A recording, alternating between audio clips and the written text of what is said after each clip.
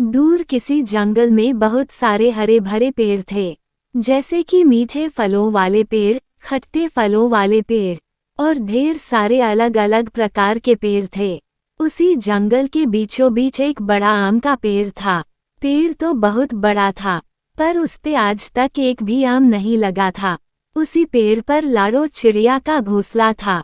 लाडो अपने पति बल्लू और 2 बच्चों के साथ रहती थी। लाडो की एक सहेली थी, जिसका नाम था रानो चिड़िया। दोनों अपने सारे काम साथ साथ मिलकर करते थे। ये लो लाडो, मैंने 2 आम लाए हैं, उनमें से तुम एक रख लो। यह क्या है मम्मी बेटा, इसे आम कहते हैं।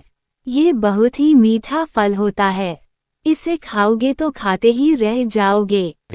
हाँ लाडो, पर क्या करें, आम के सारे पेड़ तो शिकारी पंछियों के इलाकों में है। जो कोई भी वहां पर जाता है, जिंदा वापस लौट कर नहीं आता। मीठे आमों के चक्कर में बहुत सारे पंछियों ने अपनी जान गंवाई है। छोड़ो, जाने दो, मैं चलती हूँ, बच्चे घर पर अकेले हैं। ही रानो, थोड़ी देर बाद हम अनाज जमा करने के लिए निकलेंगे। हाँ ठीक है लाडो। अरे मीनू मौसी, अब बस भी कीजिए, और कितनी देर उड़ना होगा, मेरे पंख दुखने लगे हैं। अरे पगली, यह मीठे मीठे आम खाने हैं तो तुझे घर तक उड़ना ही होगा। शिकारी चीलों के इलाके से आम तोड़कर टूनी और मीनू मौसी वहां से भाग रहे थे कि तभी एक शिकारी पंछी उनका पीछा करने लगता है। मीनू मौसी, लगता है किसी ने हमें आम तोड़ते हुए देखा है। अब हमारी खैर नहीं, भागो मीनू मौसी, जल्दी से भागो। अरे मुझे तेज भागने की जरूरत नहीं है, मुझे तो सिर्फ तुझसे ज्यादा तेज उड़ना है। वो कैसे मीनू मौसी? अरे पगली, तू पीछे रह जाएगी तो वह शिकारी पंछी तुझे ही खा जाएंगे ना। नहीं नहीं मीनू मौसी, ऐसा मत कहिए, मेरे लिए रुक जाइए, मैं भी आपके साथ साथ उड़ूंगा। दोनों जैसे तैसे करके अपने घर तक आ जाती है। घर आते ही दोनों हांफने लग जाती है। मीनू मौसी, आपने ऐसा क्यों किया? अगर मैं पीछे रह जाती तो वो चील मुझे ही खा जाता। आप बहुत बुरी हो। अरे पगली, अगर मैं ऐसा नहीं करती तो तू सच में पीछे रह जाती।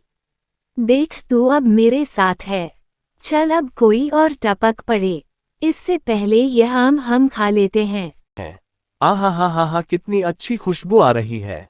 कालू जी, यह इतनी अच्छी खुशबू कहाँ से आ रही है? लगता है किसी ने नया परफ्यूम लाया है। अरे नहीं नहीं गोरी, ये किसी परफ्यूम की खुशबू नहीं है। अरे नहीं नहीं गोरी, ये किसी परफ्यूम की खुशबू नहीं है, बल्कि यह खुशबू मीठे आमों की है। लगता है यही आसपास ही कोई आम खा रहा है। गोरी आम की खुशबू की ओर चल पड़ी। लगता है यह मीठे आम की खुशबू मीनू मौसी के घर की ओर से आ रही है। गोरी मीनू मौसी के घर के अंदर चली जाती है। अरे ये क्यों आ गई? अब इसमें से हिस्सा निकालकर इसे देना पड़ेगा। टूनी, तू देख नहीं रही, हमारे घर मेहमान आए हैं, उनका स्वागत करो। हाँ मीनू मौसी, आपका हमारे घर में स्वागत है। मीनू मौसी, यह आप क्या खा रही हो? क्या यह मीठा है? अरे नहीं नहीं गोरी, ये तो बहुत खट्टा है, इसे खाकर तो मेरे दांत किटकिटाने लगे। मीनू मौसी, इसमें से थोड़ा मुझे खाने को मिल जाए तो बहुत अच्छा होता। हाँ हाँ क्यों नहीं, रुक जा, मैं एक काम करती हूँ, इसमें से आधा आम खा लेती हूँ, फिर आधा आम तू ले जाना। हाँ मीनू मौसी, ठीक है। मीनू मौसी ने देर ना करते हुए अपना आम खाना शुरू कर दिया। उन्होंने थोड़े समय में ही पूरा आम चट कर दिया। ये लो गोरी, तुम्हारा आधा आम। गोरी ने उसे उठाया और अपने घर की तरफ चल पड़ी।